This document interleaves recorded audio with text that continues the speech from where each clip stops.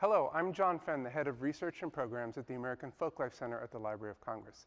And I'm here with members of Ranky Tanky on the stage of the historic Coolidge Auditorium in the Thomas Jefferson Building, where they will be performing a concert jointly sponsored by the Folklife Center and the music division here at the library.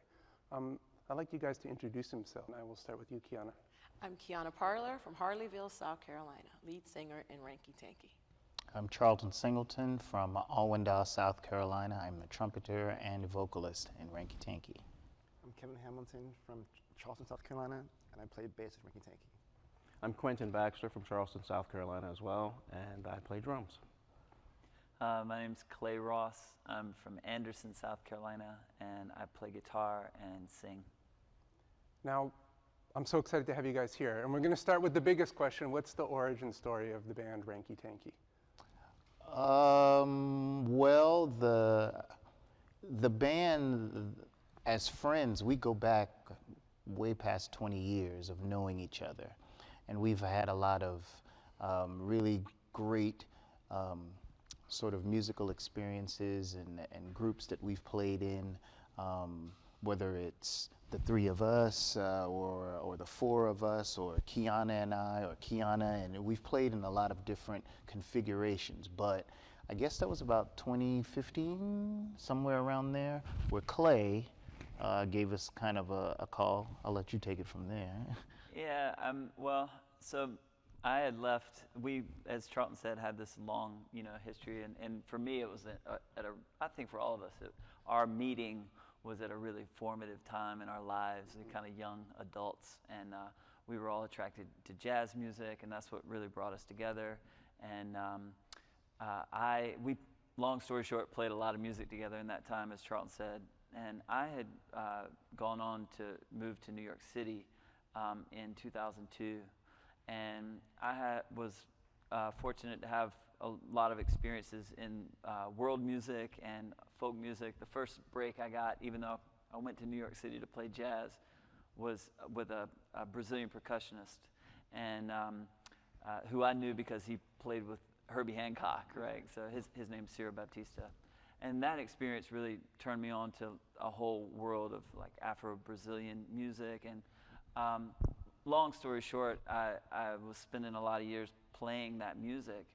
And as I would go to Brazil, I would hear rhythms that reminded me exactly of the kinds of things I would hear Quentin play back in the coffee shop in Charleston, South Carolina, and on our gigs in the clubs where we used to play there.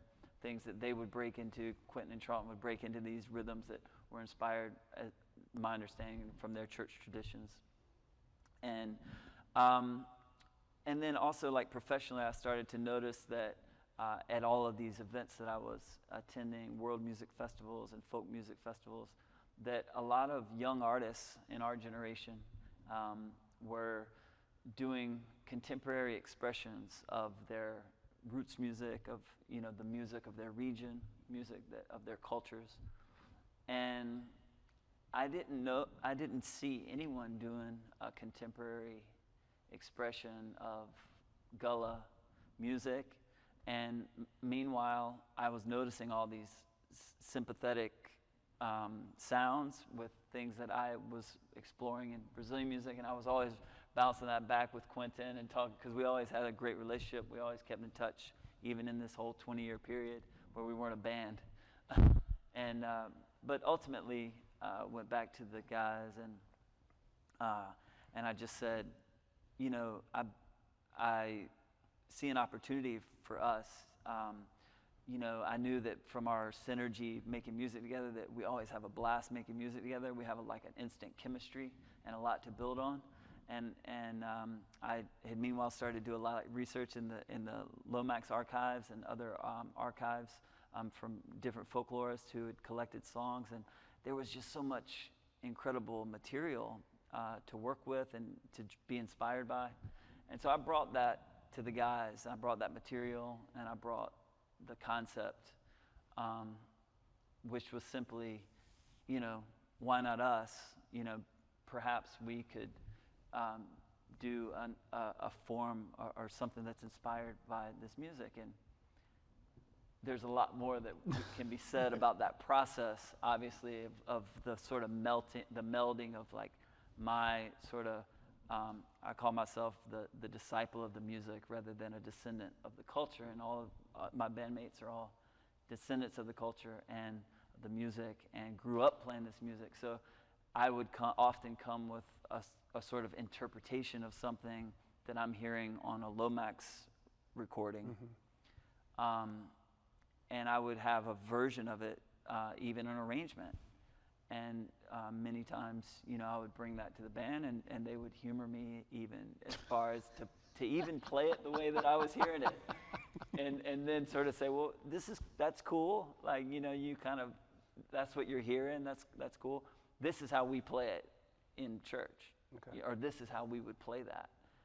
And then, so that, I think, that synergy between, that dialogue between some of the research that I had been doing and my, for better or worse, like sort of outsider perspective on the music was being married with their life experience. And then I think through that creative process, we have landed on something that's special. I mean, people seem to like it, and we are enjoying it, and we're very proud of. We're very proud of it. And even just as important as everything the level and layer of respect and trust that the five of us have on the bandstand, what really fuels the band as well is the level and layers of support from the community. Because when we got together, we were like, look, we want to do the right thing. We want to actually present this the right way. And, actually coming forth as a secular expression of something that's so steeped in spirituality and Christianity, we wanted to do the right thing. So as we performed this music, a lot in Charleston and elsewhere, our parents, our community has embraced it. And that's really what feels just as good as us playing together, from the synergy that Clay was talking about, is the love and support that we get from the community itself as a secular celebration. Not forsaking the spirituality of the culture, but just bringing that. But holding the balance, kind of. Right? Yeah. Sounds like, yeah. What about the name Ranky Tanky? Where does that come from? How did you guys arrive at that as a group? Well, loosely translated, it means to work it or get funky with it, and it's a kid's game. It's very catchy. We thought it was catchy enough to to grab attention, and it's worked. It really has worked to our advantage. It's supposed to, let me ask you guys to actually talk about how organically the band was named even. So I want that story. So it was Kiana, myself, and Clay, and we were going to play at this event called was it First Night? First Night down in Charleston, South Carolina, and it's basically family-oriented fun activities and things that are going on New Year's Eve during the day, so that people can bring their families out, and then later on, there's New Year's Eve night, and it's the night crowd or whatever. And so we're in the park, and it's just the three of us, and we're gonna go out there and we're gonna sing a few of these songs, and we're gonna go up there for like 15 minutes. Now, Kevin and Quentin weren't there. Yeah, they were Winter outside. It's winter outside, so he's not here. And so and prior to that, the three of us had been working on some songs where Clay was just playing, guitar, and Keon and I were singing, and we were just harmonizing together and whatever have you. And this gentleman that was going to introduce us was talking about us and everything before we got on the stage, or before he was going to go up, and he said, "Wait a minute, do you all have a name?" And Clay said, "We're called Ranky Tanky." And Kiana said, "What?" And then she looked at me, she said, "What's Ranky Tanky?" And I said, "I'm not sure." "Wait a minute, that's one of the songs we're singing." So it was that, I don't even know. it was that organic and spontaneous. It was a lot. Yeah, I mean that song was one of the songs from Bessie Jones' book "Step It Down." Yeah. And you know, and I don't know exactly even where she may have collected that song at whatever point, but it was definitely one that stood out as really a fun one to do, and the name was cool, you know, and but it is interesting. I mean, the whole process of sort of getting our footing was a lot of like we played as a quartet. I was sort of workshopping some of these ideas and the arrangements for some of the early music instrumentally, and I think we might have sung Like one or two songs, yeah, songs. yeah. And we were instrumental. And I remember we tried join the band. We tried join the band to walk around and stuff. And it was, it was just like, oh. Yeah, but I mean, but I don't know. It's like a kind of learn by doing. Oh, definitely, Learn by definitely. doing. And then, but then it was like clear. It was like, oh well, you know, this could be really cool. And then we got together with Kiana for the first time, and there was never any question of like, if we were going to have a singer, like who we would want to be our singer, and it's Kiana. And Yeah. like she luckily agreed to join us. and I mean, the first time that we got together, we got together in a little room, the piano and the guitar, and the three of us, and like we had never done that because we were always instrumental, more instrumental driven. Like the four of us, we played together a lot as instrumentalists, playing, you know, modern jazz music and our own compositions and sort of really that kind of thing. And so when we got together and we like kind of sang, we were like, well, let's try to sing 3-part harmony and see what that sounds like. And I remember just getting chills, man. Like I remember being like wow. Yeah, That's it like was a- like that's like a thing. this could develop really fast and good. Yeah. I mean, we got together and sang that first time, and it was like, oh, that really works. I think it'd be interesting here to hear about each of your sort of journeys into music making, whether it's from a young age or whatever. So Ladies first. we'll start with Kiana. Yeah. That's right. So yeah, just briefly your path. Let's see, where do I start?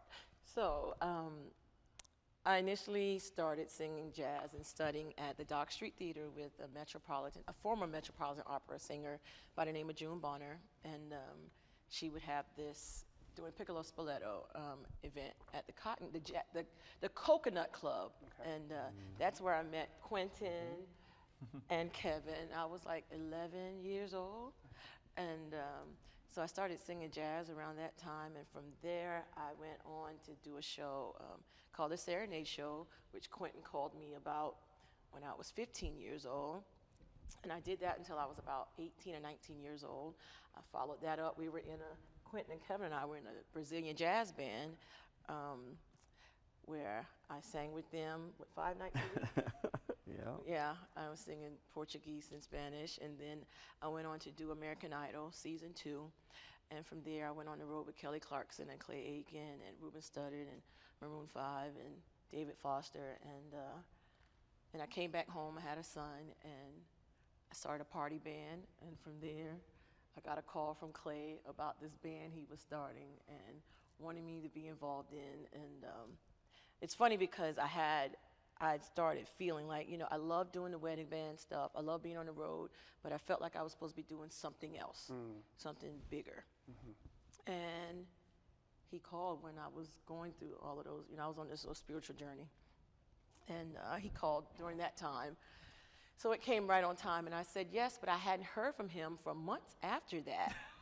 And so it just went away, and then it came back with all this material that he would send for me to learn and sing back in my iPhone. He said, you got to have a headphone connected to your iPhone, and I would sing this stuff back to him. And that's how I became a part of this band. You know? Yeah, so that was my journey, musical journey.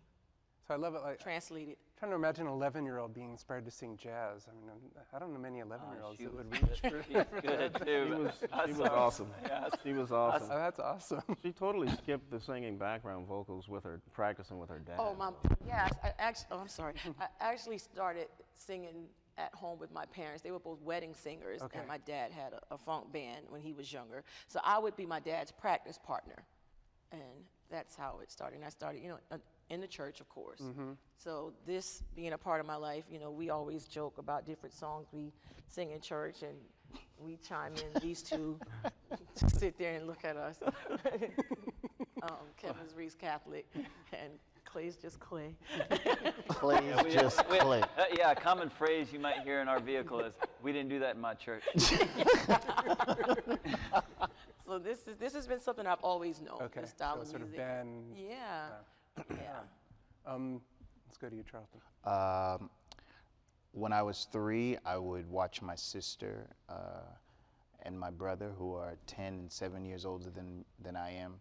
We had a piano teacher that would come and give them lessons, and I would run around and watch them and just try to be in the room, because that's my big sister and my big brother. And eventually, me running through the room and, being the typical, full of energy 3-year-old trying to bother everybody. One day my father stopped me and he was like, "Lo, you can't do this anymore. You can't," And so they put a chair. They said, if you promise to sit still in this chair, you can just be in the room with them, which was cool with me. And when you're 3 years old, you're very impressionable. You copy everything you see and hear the people in your life do, the most. And I would sit there and watch my sister and brother take these piano lessons. And when they were done, I would jump up on the piano and try and do everything that I could remember I saw my big sister and big brother do. And one day I would manage to pick out something that I heard, and my father told the piano teacher, and that was the beginning of it. So I started taking piano lessons when I was 3. And that just the timeline of that, 4th grade started the violin, 6th grade started the trumpet. 7th grade, it was the cello involved. I was always in the chorus as well. We switched piano teachers when I was about 5, and this piano teacher was grooming me to be a concert pianist all the way up until, unfortunately, he passed when I was about 16 or 17, but it was a really concentrated effort on his part. And I went to college and got a degree from South Carolina State University in performance. And when I moved back home in '94, that's when I literally bumped into Quentin and Kevin in the music store that I was working at. And prior to that, maybe about a month before that, a friend of mine from when I was a little kid, who was still in the area and sort of into going and watching music in Charleston, he said, "Hey man, you got to meet these 2 guys. This guy named Kevin, he plays bass, and this guy named Quentin, he plays drums. Man, the 3 of y'all should get together and y'all should make some music." And I just went, okay, And then that's one day they walked into the store, and their demeanor, it was a music store, and they walked in and they were walking around, and they walked over to the counter and where I was, and I just stared at them and I said, "You don't know who I am, but I think I know who you are, and I have to talk to you." My agent is. Yeah, and that was the beginning of our brotherhood. And so the 3 of us would play together in a little coffee shop, and shortly after that, I met Kiana through Quentin, because Quentin and I we had an apartment, and he was doing the show, and Kiana was in the show, and sometimes Kiana would come by with some other of the cast members and musicians from the thing. So I met Kiana that way. Then shortly after that, I met Clay, and then the 4 of us started playing together. And I didn't really start playing with Kiana until way after the fact, maybe another 6 or 7 years or so. It was like 2000, 99, 2000, somewhere around there. And I had known Kiana, of course, and everybody in the, into music around Charleston knew who Kiana was, of course, just because of her, success and everything. And then Clay moved, and everybody was doing their thing. Like Kiana said, she was on the road, and I had actually gone into teaching. I was teaching middle school band, and That's a whole other story. that's a whole other thing, But in the end, I sort of took on this performance bug, and just decided to give it a go. And started putting together my own groups and things, and co-founded the Charleston Jazz Orchestra. And eventually, you know, we get this message from Clay, and he's like, "What do you think?" And we have all of these conversations and things, and then the four of us, you know, give it a whirl instrumentally, and it was like, let's see what Kiana's doing. Yeah. You know? This is good. You know, but- yeah, you know, but it all, you know, even with all of the formal training and playing the trumpet and the formal piano and everything, it all goes back to me being, you know, at my dad's church, my dad's AME church. You know, every Sunday, hearing the organist, hearing the choirs that sing, hearing everybody with their own special harmonies and arrangements and everything. So that's the root and always going to be the backbone of my musical training. Yeah. All right. You did give me my first puppy. We're not talking about the dog. We're okay? getting into pets later. Yeah. All right. Charlton is also being modest because he didn't tell us when he realized he had perfect pitch. Yeah. I was told that when I was in fourth grade. Fourth Wow. grade. Yeah. I didn't know that. Fourth grade. Fourth grade. I still didn't understand what it was. I just figured everybody could do that. I'm the king of imperfect pitch, I think. All right, I want to hear from Kevin, Okay. bass player. Yeah, so my mom is a singer and a piano player. So, and my dad's a big audiophile, so there's always music in the house. And my mom being that she is, like, you know, piano had to be the non-negotiable if I wanted to do any kind of music. Okay. So I started on, I guess, piano, classical, when I guess about 8 or 9. And then kept on going with that, you know, for a while. And then I eventually went to guitar when I was in high school. Mainly electric, I guess. And that's actually, you can kind of say, that's when I met Quentin, actually. I was a guitar player. We were in high school, I remember he used to, I want to loud you out, but he used to have a drum set up in his bedroom, like in the attic area of the house. And I'd go up there sometimes and play with him. Him and his brother, Calvin played saxophone duets. And I would come and sometimes jam with them, that kind of thing. Yeah, the first duets in Charleston. Yeah. So that was that. And actually, I came into, we went to CFC, College of Charleston, actually as a guitar major, classical. Okay. And then, and it's funny how that's basically where we all met and gelled. Like, he came back from USC. Clay came from Anderson. And it was all kind of like we met as theory composition majors, actually, at the school. And yeah, so basically from there, it got to be more evident that I got more gigs playing bass than guitar. So it's kind of like that was that Too transition. many guitarists. Huh? Yeah, the Paul classic. You man. and Paul McCartney. Yeah, you know, everybody wants a bass player, right? So I mean, kind of got into the whole scene of playing jazz and whatever gig, you know, like Charlton kind of was saying, we had all these different bands at the time, Latin bands, funk bands, jazz bands, and actually even one little minor offshoot in that whole era was at one point me and Clay became roommates, and at the same time formed a rock band, and it was a band called Otis, Yeah. and the funny part about that is that whenever we wanted, it was the three of us in the band. Whenever we wanted horns, we called Charlton and our friend Steven. and that incarnation was called Otis Bloatus. Otis Bloatus. Lotus. That's right. Otis Bloatus. So, and Charlton's in a ska band. You know, I mean, we really Charleston was really a golden age then, because it was really so many things, so many people playing, and so many bands and music and just venues. It was wonderful. It still is, but at the time it was really, you know, everybody came into their own.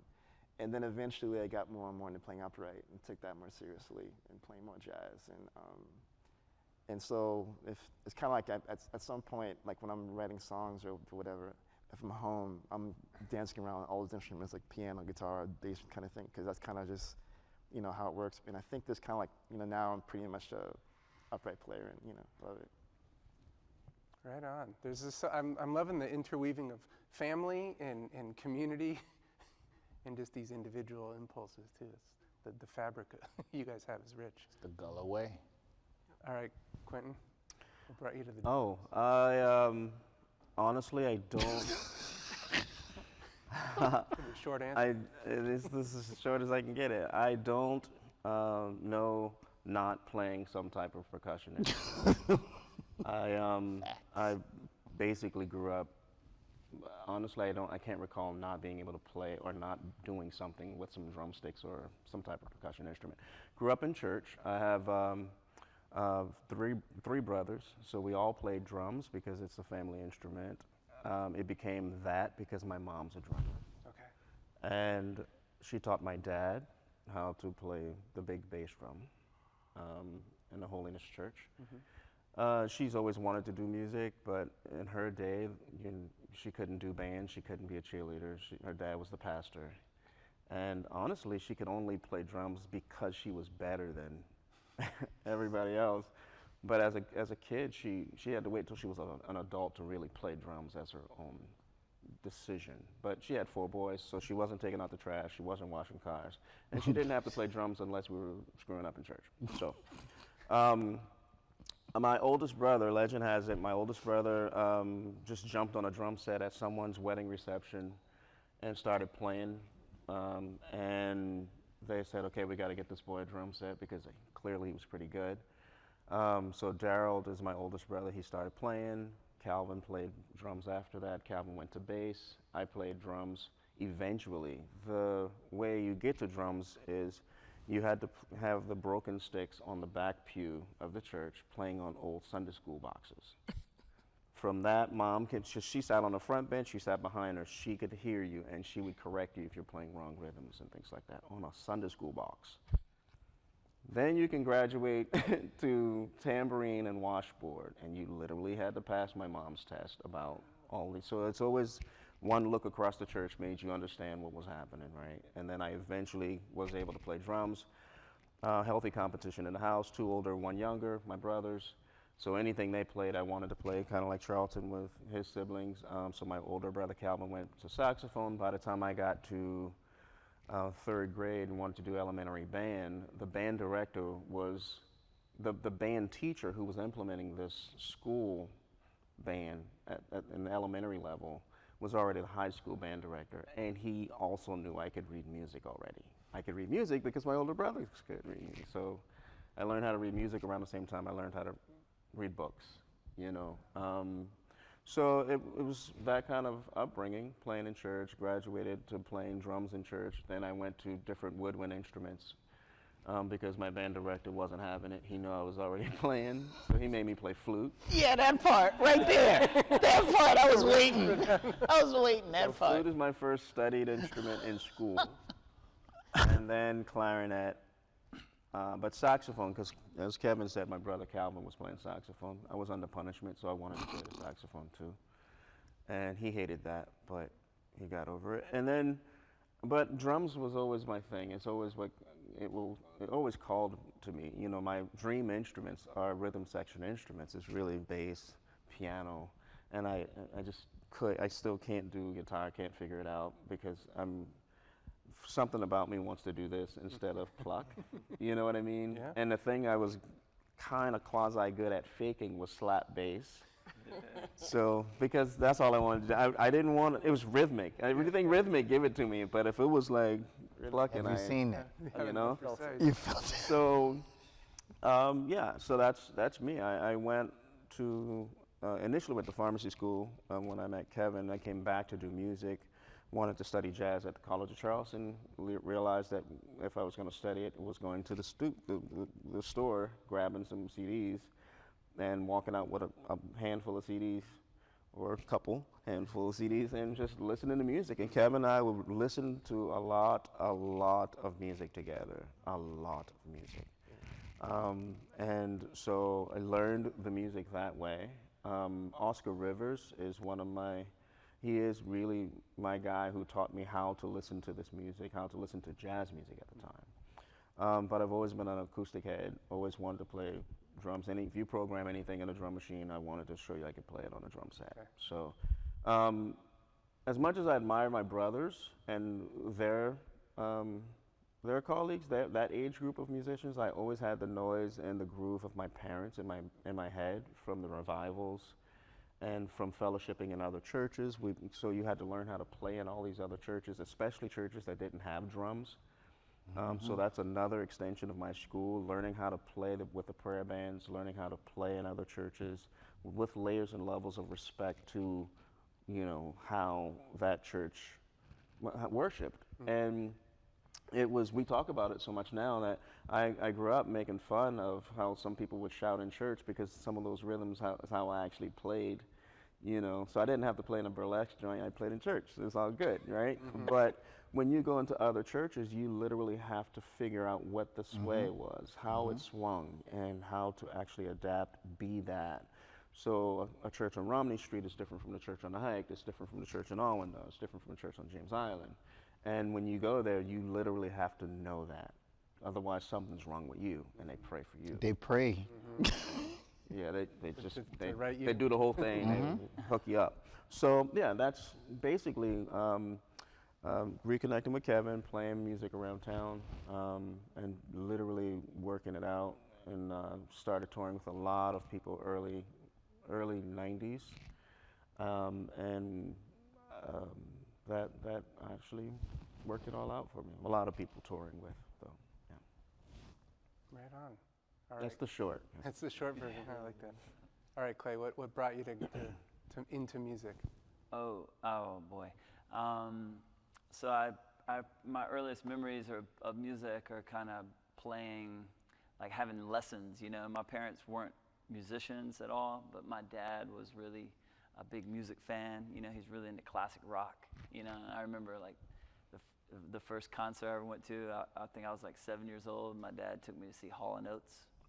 Wow. Yeah. So I mean, my dad was like, he was just a big fan of music, and like we'd listen to music all the time. And I mean, throughout my life, it was cool how whenever I would take an interest in a group or something, like he would be like right there to say, all right, yeah, let's go check it out, and we'd try to go to the concert or whatever. So even when I was into, Metallica, and like we went to the Metallica concert, which was awesome, Yeah. But I grew up in that. I was born in '77 and sort of grew up in that, hard rock MTV era where, we had bands like string bands in my elementary school, and I would kind of take the violins and like rock out on them, I'm sure they loved you, huh? Yeah, right, exactly. So it's like, you wanted to play the guitar, right? Because that's what you saw on TV was cool. And then so I kind of like begged. I remember a drama teacher that I had like in the 5th grade. We had these like extracurricular kind of classes, and I had this drama teacher, and she had a guitar, and she would bring it to the school, and I would pick it up and start getting after it, and like I could do it, I don't know. It was like something that somehow I just could do it, and then I kind of begged my parents to help me get a guitar, and then for Christmas they got a guitar when I was 10, I think.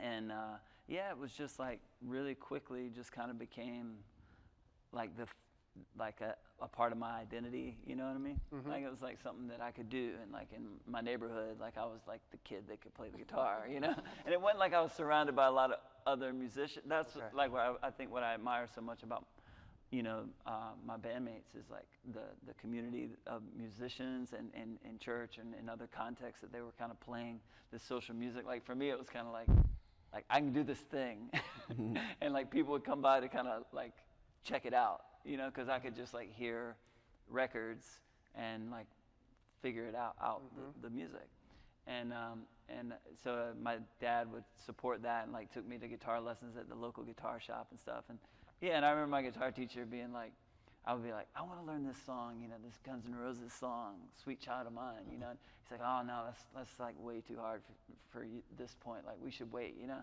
And then I'd be like, all right.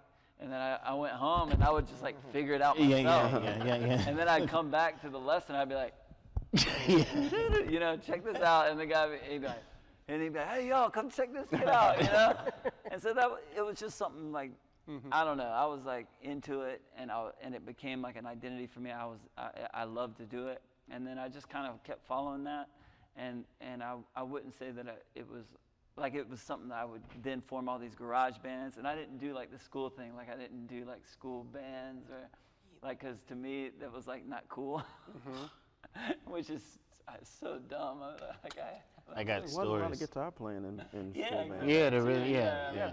I mean that too, but it's like, in any case, like I definitely had tons of garage bands, like playing hard rock music and rock and roll, and like, you know, in every weekend jamming with friends, you know, playing cover songs. And then, you know, when I went to I was lucky enough to get into the College of Charleston by the skin of my teeth because I was goofing off pretty hard in high school. But you know, I came to Charleston, and pretty quickly, like, I met these guys and heard these cats playing at a coffee shop called Claire's Coffee Shop. And at the time, I had gotten accepted into the classical guitar department, the same one where Kevin was playing. I remember our shared teacher was like, you know, because you know, I would like want to play, improvise and play solos and stuff. I'd be telling the classical guitar teacher, like, well, but check this out, you know. And he's like, you know, you should probably meet this guy, Kevin. Mark said that? Yeah, Mark said that, yeah. You should probably meet this guy, Kevin, because, Mark like, Renier. you know, he likes to play that kind of music and stuff. And, and so then I remember, like, basically these guys were, like, legendary before I met them. You know what I mean? They're like, reputations preceded them. It's the same thing, like what Charlton said when they walk into the music shop or whatever. It's like, there was definitely, like, an aura. You know, there was, like, a vibe. You know, I remember the first time I ever met Kevin he was playing at the recital for our guitar lesson thing, and in our guitar department. I remember the first time I met Quentin. We were both like music composition majors at the College of Charleston, and I had heard all about this guy Quentin. You know, this amazing drummer named Quentin, and Quentin gets on the elevator. And he's got the sharpest shoes on I ever saw in my life. And I was like, man, those are some nice shoes. Yeah, those are Italian, man.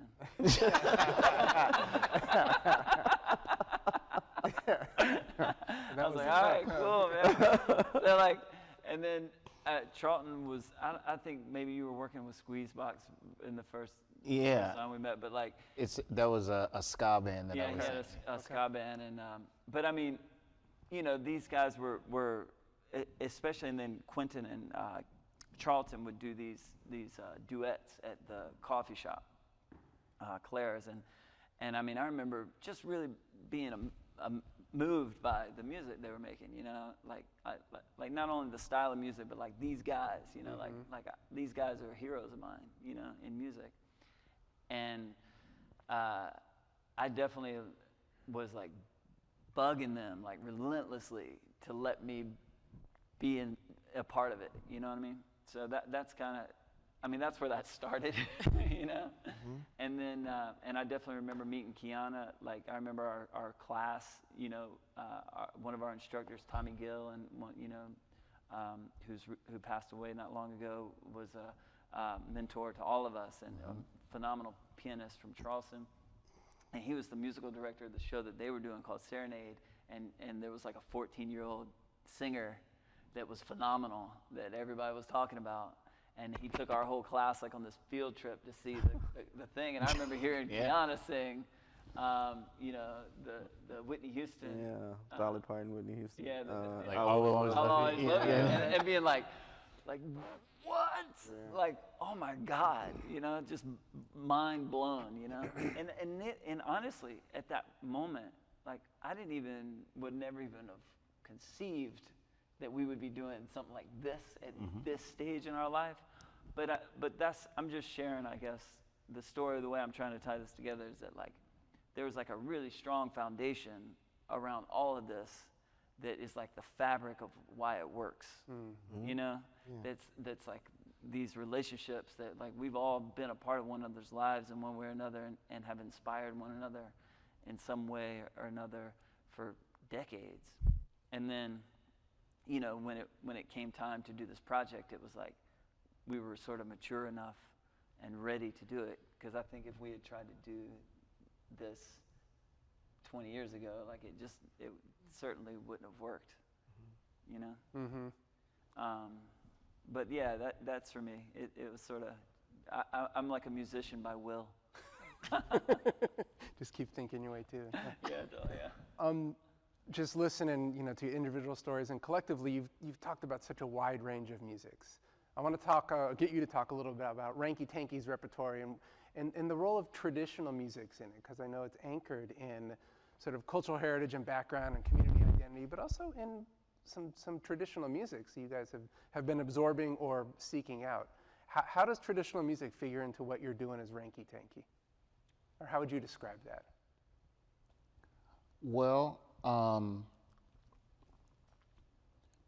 since we all agree that Gullah predates a lot of the celebrated music styles of today, like your jazz or gospel even, and folk music and spirituals and blues and everything, the rhythm that we always use as the basis, the Gullah rhythm, we know that we can find that in all of the other music that, like I just said, are celebrated of today. And so with that base that we have that's been implanted in us since we can remember, and then taking all of the other music that we've studied that's the new music, I would call it, like your classical or your jazz and things like that, then we sort of sprinkle those elements on top of the Gullah. And as we all know, the earliest or the original form of Gullah music is basically people singing, stomping on the floor, and clapping their hands. And so just by adding, a drum set, or an electric guitar or a bass and a trumpet player definitely gives it a new sound, a contemporary sound. And so that's when we take our individual talents and how we've all studied and morphed into the musicians and people that we are, and blend that into the Gullah sound. So that's the easiest and fastest way I think I can describe what we do and how Ranky Tanky's built sound-wise. Also, the way we actually approach a lot of the arrangements, they all are absolutely informed, contextualized around traditional rhythms, tempo. If we say we want to play something that was presented that was slower, but we want to do it faster, then it's not like you just speed up the rhythm. Mm-hmm. It's now a different rhythm that comes to the table. It's a different way of actually how that lays, because now it goes from being something that might have been sung in devotional service or prayer service and devotional service, mm-hmm. now into revival service. Mm-hmm. And so growing up with all of these, I played more church services than you can think of, than I can think of. And being devotional service, being prayer band anniversaries, being usher board anniversaries, being tent revivals. One of my gifts is to be able to recall a lot of these rhythms, especially Clay and I, when we would talk years ago over the phone, we'd start singing rhythms across from, over the phone. He's like, man, I'm literally just got back from Brazil. You played something like that. So, oh yeah, that's the, so start singing, or like that's the Haskell Williams, or that's the this or that.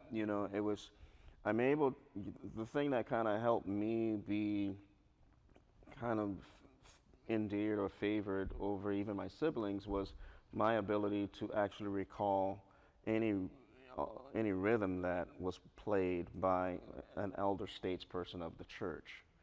And so I feel like I'm blessed, we are all blessed to be in a generation that really can capitalize on the fact that we still had devotional services, we still had prayer services, and we still had to go to church and play for even funerals. We played for every service, and in my church, a lot of times there was only percussion instruments and hand claps and stomping of feet. When that sound comes to the table, that's when I'm remembering a lot of what's going on, because when we had to go to the altar, that took all of the other instruments out of play. No more organ, no saxophone.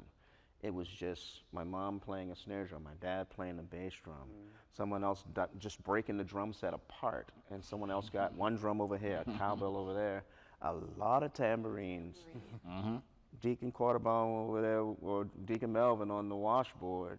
And these are all the syncopated rhythms that I'm hearing that might go anywhere between a song that Clay's singing called Good Time to a song that Kiana's singing called Sometime. You know, and so we really sit back and we listen. Kevin and I were kind of like right hand and right hand with left hand and left hand. And once he starts playing, and it's there, like Clay said, we have this ability to really just mash and meld. Clay starts playing, Kevin picks up his bass, it's already gonna be a thing. Charlton starts playing, if I come late to the table and Kevin's trying to describe the tempo to me, Charlton says, usher board number 2. Play Usher for number 2, or And- play senior choir first Sunday. Yeah, senior choir's first Sunday. I'm like, all right, that just totally transfixed anchors me. you in what- Yeah, and if he says AME, or if he says Baptist, or if he says Pentecostal Holy, I mean, I'm totally understanding what Kevin's trying to tell me, because Kevin doesn't speak that way, but Kevin speaks to me this way on bass. I close my eyes, I listen to Kevin play. I listen to 2 of them play, I kind of know where I fit in, you know? And we just start there with respect to one another, respect to what we all are bringing to the table, but they know I'm coming from a really, really authentic place to the best of my ability. And that's a lot of the tradition inside. Then we actually, we start what's my word? That word, you know? Making it Start contemporary, bringing it- making it. Modernize it. There you look at that, look at that. My man, look at that. Left hand, right Left hand. hand, right hand, right hand, left hand, yeah. So we start modernizing the music, but did not that. forsaking that initial vibe. The minute we get too far from the vibe, we all know, oh, this is becoming something else. Wait a minute, let's come back. You know, we all know that. No one has to be. I mean, I guess if there was a police about it, would be me. But I don't feel like any one of us feel the need to police it. We actually liberate within that structure, because there's so much music there. There's so much feel good there, right? By the time you do too much to it, you stop feeling good. That's a bad idea in itself. Yeah. You know, so that's what I think, where we facilitate, how we actually bring a lot of the tradition to the table, but at the same time, use our modern voices about it. What's reminding me of the respect you spoke about earlier in this interview, that infusing the sort of engagement with tradition, also the continuation of tradition. That's right. Right, in these ways. So. Yeah. I mean, I'd add, just from my perspective too, that like what brought me to traditional music and how much traditional music has inspired this project and me as an artist, and even all the way to you guys and your archives, and how grateful we are that they exist. Because right. honestly, this project wouldn't be what it is without that resource. But it's for me, it was it's just like this full circle. It's like, you're kind of getting as far away from home as you can get, because you're looking for some kind of truth about something, right? You're kind of looking for like the source of it, right? And for me, that led me all the way to playing living in New York City and playing in all these different kinds of groups with artists from different parts of the world, and specifically in the case of going to Brazil. And it's like, I'm far from home, man. That's like, to me, like that's another world. But I'm hearing home there. Yeah. And so I'm thinking like, well, man, clearly there's nothing new under the sun. You know what I mean? This is all kind of from some greater source, and there is that, not to get too esoteric about it, but it's kind of, there's like this one voice, right? There's one soul speaking to one soul through music, and it truly is this universal language. And so we've all been, I think, attracted to that sort of truth, that these songs have like a timelessness about them. You're having a conversation not only with other souls like living, but you're having a dialogue with other souls of the past, and that just feels like a powerful place to explore and to live in music.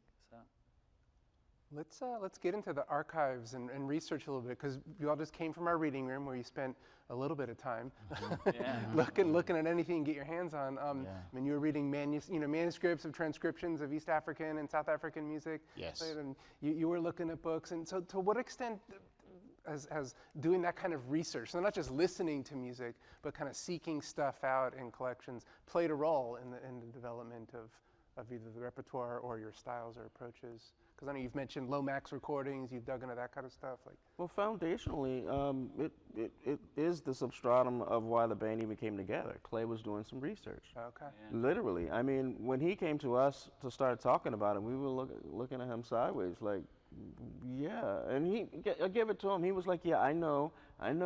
You've been telling me this all this time, but look at this. This is what I'm talking about. And he laid the book on me.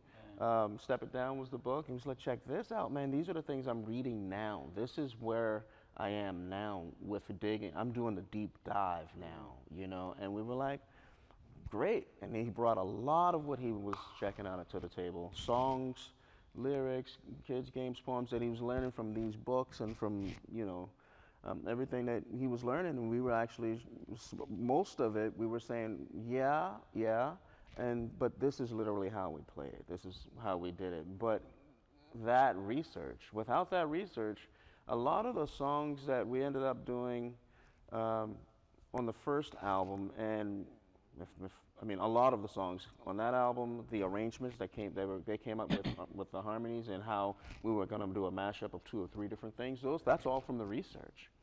You know, that's all from the research, if I'm not mistaken. And then some of the songs that made it to the second album, they started composing music. We started coming up with grooves for the music behind the original compositions in the spirit of the Gullah tradition.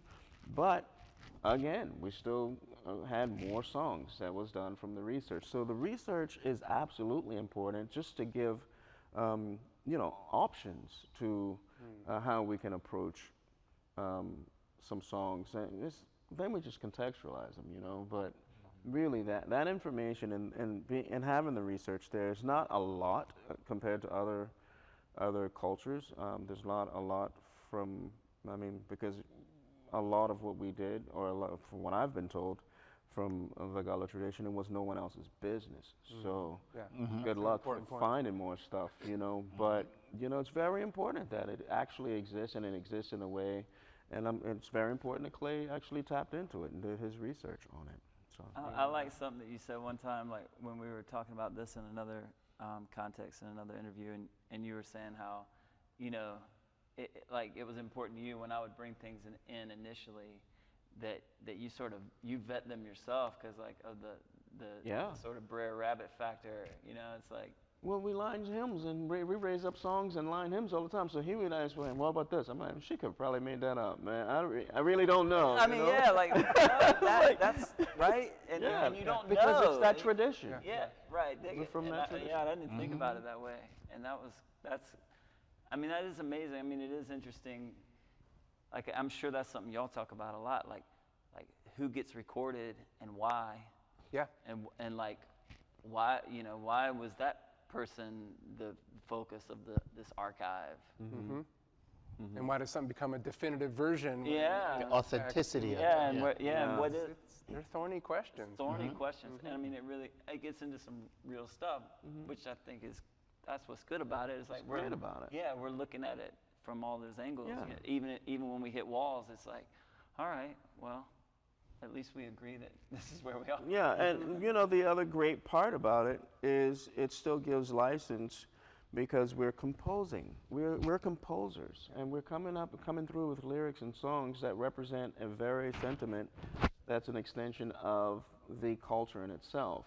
So who's to say we're wrong for our own compositions, as opposed to who's to say if that song was really created on the spot, whether it was authentic. It was authentic because it's captured, it was sung, it was done in the spirit, and we were saying, okay, if it's not something pre this person, it starts with this person.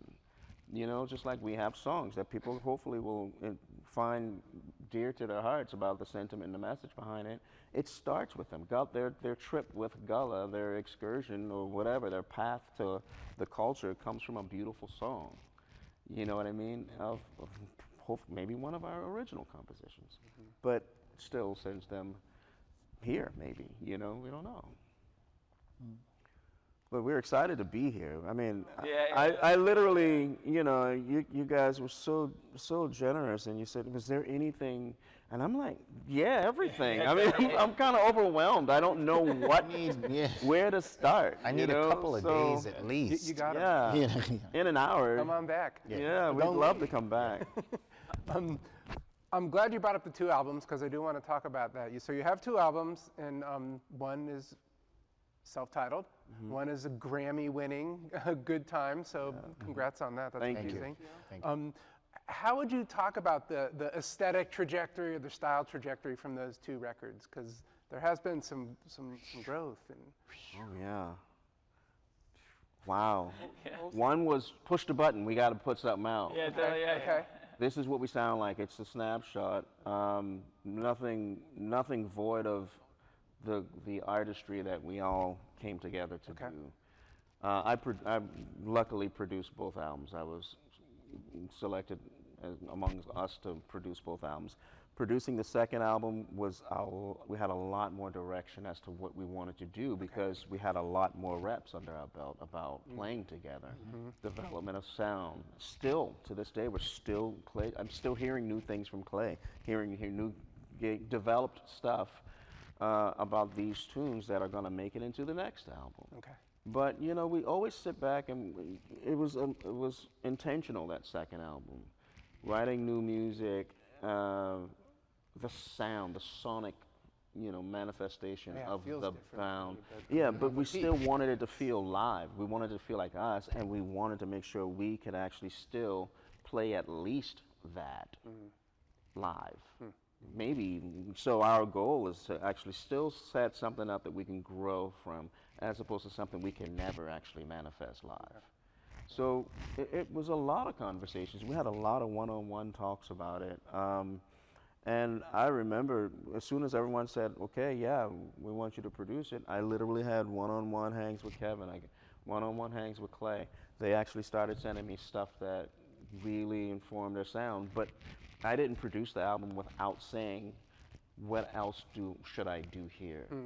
He was like, look, I'm hearing these things about my sound. It needs to be more gritty. Listen to my guitar more, And Kevin's saying the same thing. But when we started getting the thump, the bottom, and putting things together, and for me, as soon as everyone says, yeah, we're happy with where we're headed with this, I still sent reference mixes. What do you think? What do you think? It wasn't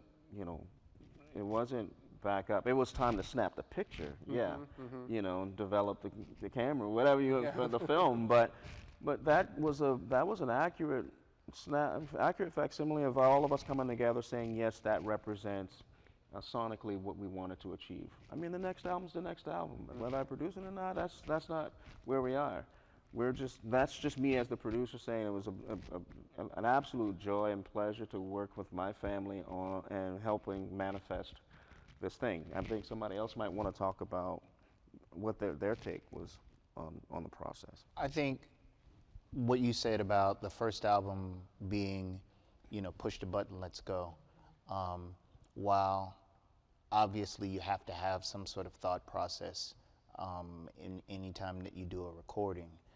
How's the arrangement going to go, or, just whatever like that. But I think the more in-depth approach that we took in putting together the second album, led by what Quentin said, him talking with us,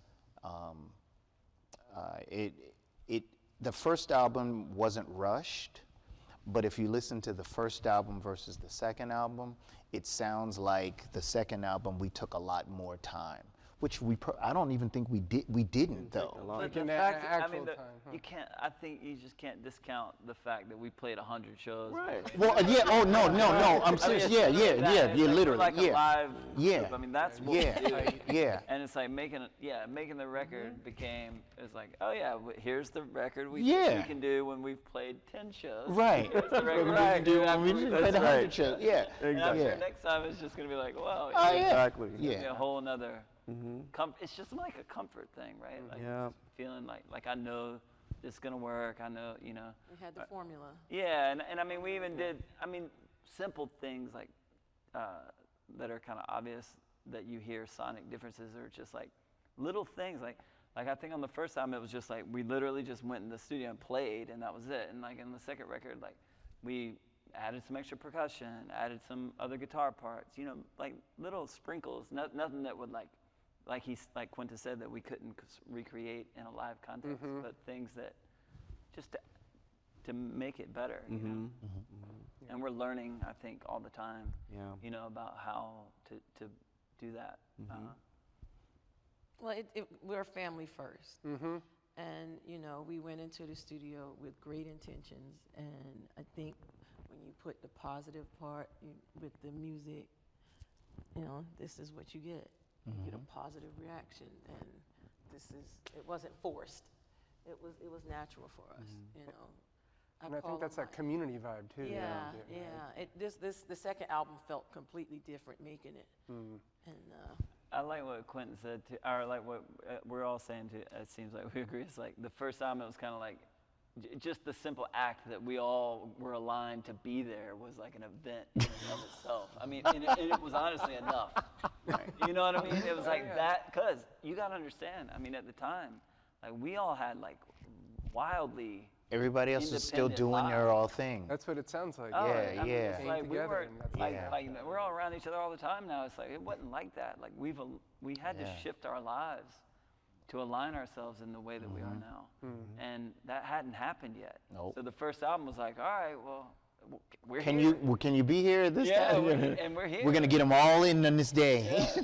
Lock the door. Yeah, this will work. Pretty close. But go. the second album was like, all right, like we're aligned now. Like we see the potential of this, and so let's you know, seize the moment here. And then it all, you know, I always like referencing, we've been on the road with different people, and to come back home and win a Grammy together with the people that I started with, you know, that's an amazing thing. Can't beat Crazy. it. No, that's big. That's big. Yeah. Well, I want to thank you for your time being here. This has been fun, I hope. It's been a Oh, yeah. pleasure. Yeah. An absolute pleasure. Yes. Thanks for being And such a I'm looking forward to tomorrow night. So We are too. So thanks a lot. All right. Pleasure. Thank Thanks, you. everybody.